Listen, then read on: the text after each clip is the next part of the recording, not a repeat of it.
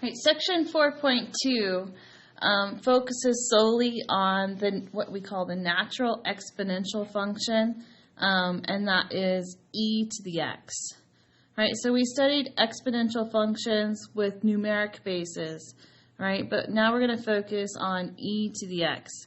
Now, what I want you to know is that e is just a number, right? And e can be found on your calculator. And e can be found two places, right? One we're going to use a lot and one we're not going to use too often, right?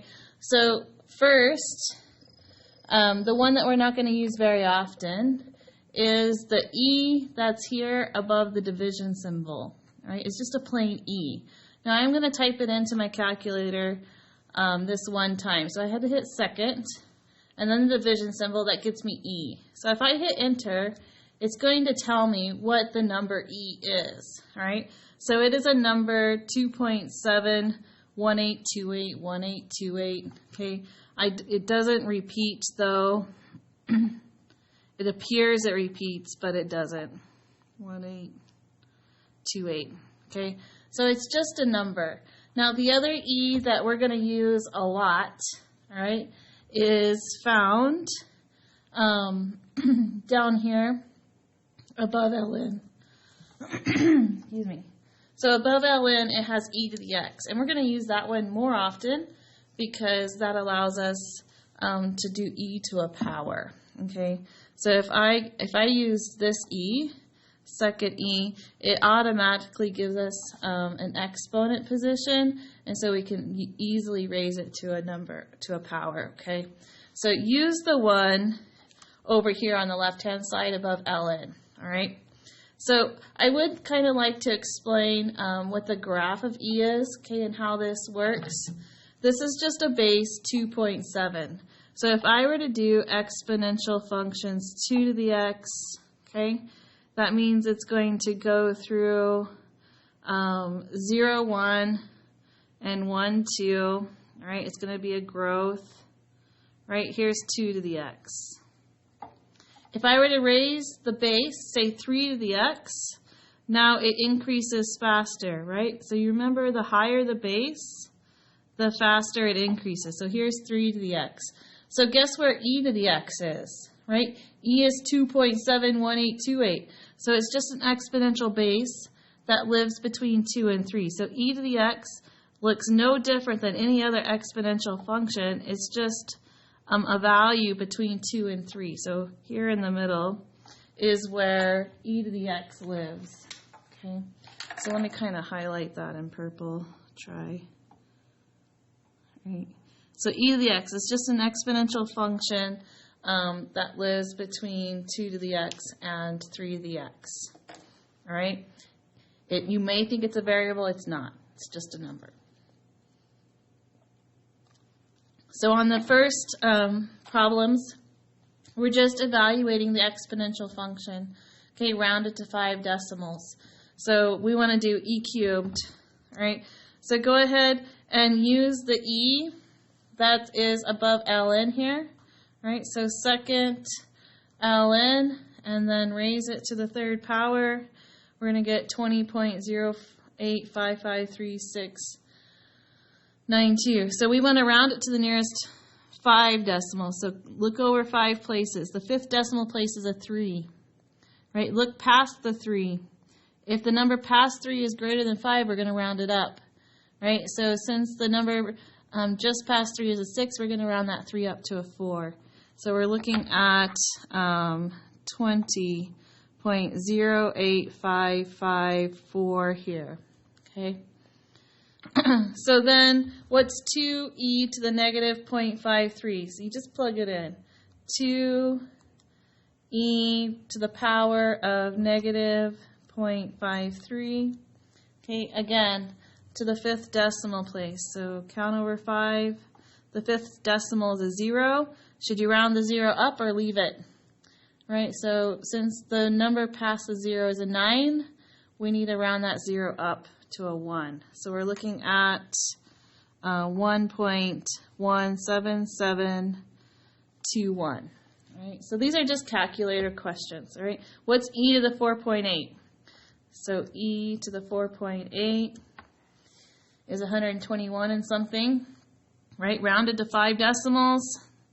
The 5th decimal is a 1. Past the 1 is a 7, so I need to round that 1 up to a 2. So I'm looking at 121.51042. All right. So just plug them into your calculator. All right. So then the next section, graphing exponential functions. I already went over kind of what the graph looks like. It's just an exponential growth. All right. E to the x is a growth. Right. It has. Oops, you can't see that. If we just had y equals e to the x, okay, the asymptote is at 0, the initial value is 1, and it's going to be a growth, all right? So what about this question, e to the negative x? That's a decay. And it's a decay because it has a negative exponent, right? So the asymptote is at 0, the initial value is 1, and we're going to draw a decay. So if you notice, the graph here goes through 0, 1. It has an asymptote at 0, and e to the negative x is the decay shape here. All right. So the question, though, on top of sketching it, asks you to state the domain, the range, and the asymptote. Right. So the domain, right, is a set of x's. How far left, how far right does it go? Well, it's going to use the whole entire x-axis. So we're going to do a domain of all real numbers. The range, okay, how far up, how far down, okay, does this graph reach? Well, this graph doesn't go below the asymptote, right? So it is going to go below 1, though, right? It's going to approach 0. So we want to make sure we start this domain at 0 and then go to infinity, right? Now, because 0 is an asymptote, it's going to approach 0 but never equal it. We want to make sure we use a parentheses on the 0. Okay, so the range is 0 to infinity. And then the asymptote, right? The horizontal asymptote is at 0. But you don't want to write just 0. You want to write it as an equation, okay, of that horizontal line, y equals 0. All right, so let's look at the next one. Okay, sketch this graph. 3e to the 0.5x. So e is a base greater than 1. The exponent is not negative.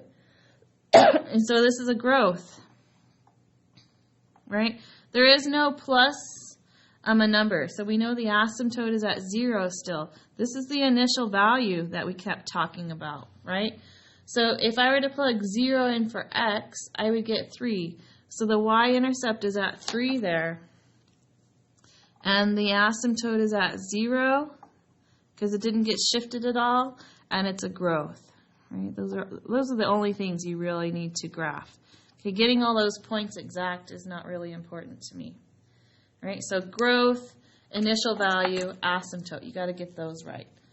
So what's the domain, range, and asymptote here? All right, the domain looks like it's going all the way left, all the way right.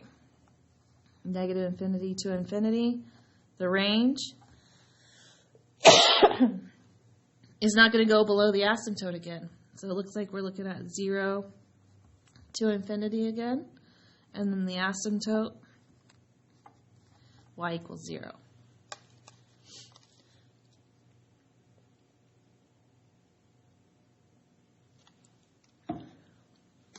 All right, next page.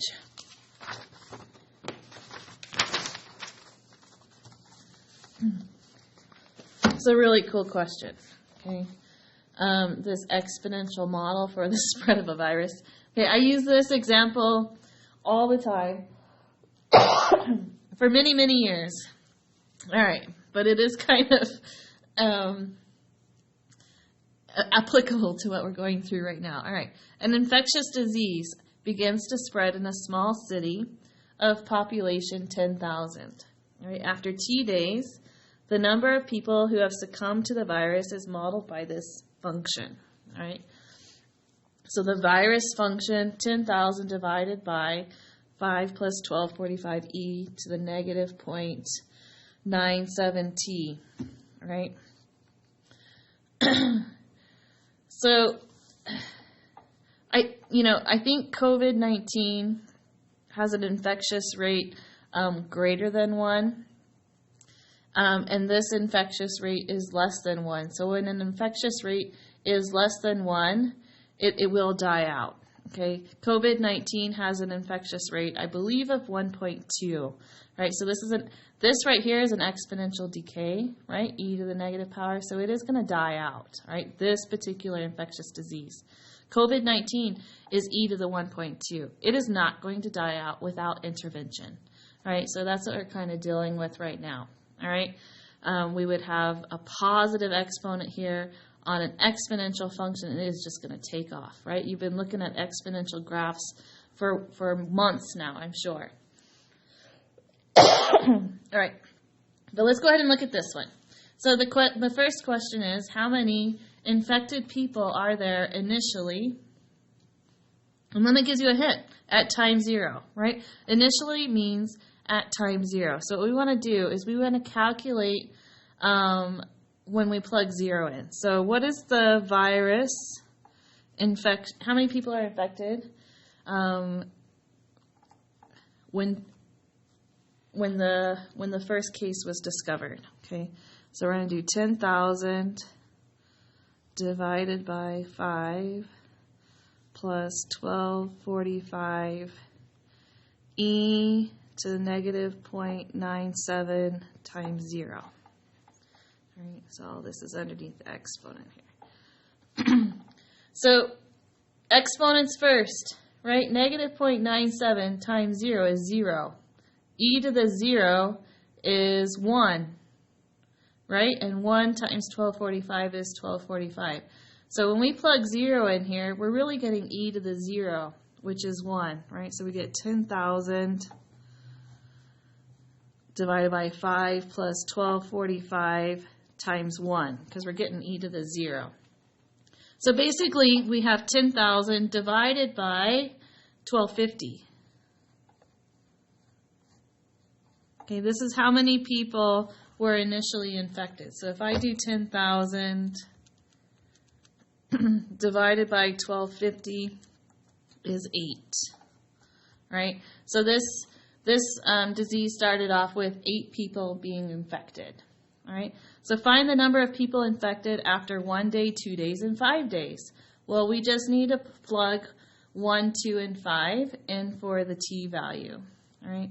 So after 1 day, we're going to get 10,000, 5 plus 1245 e to the negative 0.97 times 1.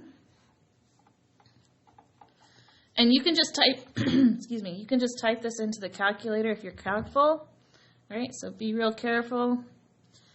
Make sure you put the bottom in parentheses, all right? So 10,000 divided by parentheses 5 plus 1245 e to the negative 0.97. And I'm not going to put, well, I could put the times 1 in there. You don't have to. All right. Get out of the exponent and then end your parentheses. Okay. And so we get, after 1 day, 21 people. Okay. After 2 days, let's plug it in.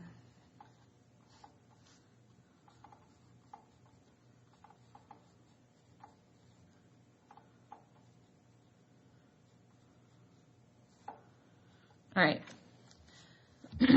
Watch real carefully. You can go up and you can select this and then just change the times 1 to times 2 so that you don't have to type it all over. So scroll up. Okay, now it's highlighting the answer. Now it's highlighting the input. Right, so hit enter when it's highlighted the input, and then you can go and you can change that 1 to a 2. Okay, working smarter instead of harder. Here we go. After 2 days, we are up to 54 people have this virus. All right, V of 5. Okay, we're just going to plug 5 in there. So I'm just going to go up, highlight that input. Okay, change the 2 to a 5.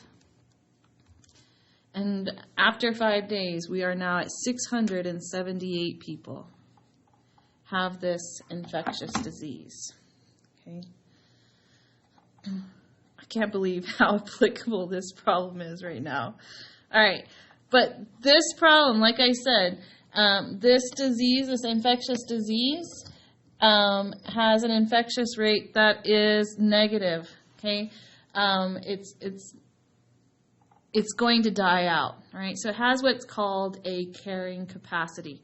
Not all 10,000 people are going to end up with this disease, right? If you were to graph this function, okay, you can change your window. But what's going to happen is it starts off small, it grows exponentially, and then it starts to level off, okay? And that's because this infectious disease, people have natural immunities to it. Right? The coronavirus is a novel virus. It has not been seen before in the humans, so nobody has an immunity to it, right? Unless you've already recovered from it.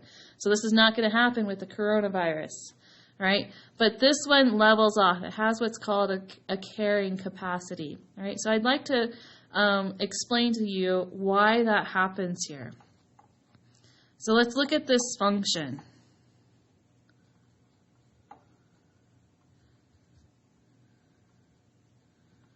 All right. This function is really dependent upon this negative exponential function here, right? So if I were just to take e to the negative 0.97t, it's exponential decay, right? It's going to look something like this. And so what's going to happen as time goes on, right? We're going to get a lot of people, and then it's going to start to diminish, right? And as time goes to infinity, way over here, this value is going to get really close to 0, right? This function, when time goes to infinity, is going to approach 0. This disease will die out. So all of this right here is going to go to 0, right? So if this eventually hits 0, then what we have is 10,000 divided by 5 plus 1,245 times 0, right, as time goes on. Okay, so 1,245 times 0 is 0, and so we get 10,000 divided by 5 is the maximum number of people that's going to get this disease, and so 10,000 divided by 5 is 2,000. Okay, because of the infectious nature of this disease, only 2,000 of the initial 10,000 people are going to get it. But those people are going to get it super quickly, right? It's going to grow exponentially, and then it's going to start to level off. And that's because this e to the negative power, right, it's a decay function. It's going to tend towards 0 as time goes on, right? Coronavirus, it's a e to the 1.2. Right? It's going to grow exponentially, right, with no stopping, right? What we're trying to do right now is we're trying to flatten this curve, right? We're trying to, but without medical intervention, we're not going to be able to flatten that curve, right? So, well, it's kind of interesting math, all right? I've always loved this problem, and now now you're seeing it's being applied to current affairs. All right. All right. Next, we talked about the financial model compounding interest, right? And we had some examples with continuously compounding interest, and I said we're going to do it later. Okay. Well, that's this section. So this formula, I know it's really small. All right. I'm going to rewrite it. P times e to the RT. If it's continuously compounded, we're not going to do the 1 plus r over n. We're going to use e. And that's because 1 plus r over n, as n increases, approaches e. All right? So I call this the PERT equation. And so we're just going to use an exponential base of e anytime the word continuously pops up into our equation, right? A is still amount, P is still principal, R is still interest rate as a decimal, and T is still the number of years, right? So this is still as a decimal. We're not going to get away from that, right? So let's go ahead and solve this continuously compounded interest question here, right? Find the amount after 3 years. If $1,000 is invested at an interest rate of 12% per year, compounded continuously, right? So that means we're going to use the PERT equation. So I just need find the amount, right? That's what we're looking for. The principal, how much are we investing? $1,000, right? And so we don't need n. We don't have an n. Okay, continuous means infinity. We're not going to plug infinity in. Interest rate, though, 12%. We're going to change that to a decimal and use 0.12. N, again, doesn't work. T is, okay, the magic 3 years. Okay, the math book must like 3 years. So we're going to get A equals P e to the RT here. So A equals 1,000 e to the 0.12 times 3, right? So exponents first and then multiplication, right? So go ahead and do the e to the 0.12 times 3 and then multiply that times 1,000, and we're going to get $1,433.33, right? Because I rounded it to 33 cents because after the 2 came a 9, right? So here is how much is in our account. So compounded continuously, use the PERT equation. If it's compounded and they tell you how many times a year it's compounded, then you're going to use the other equation. Okay, guys, that's it for 4.2. Stay safe.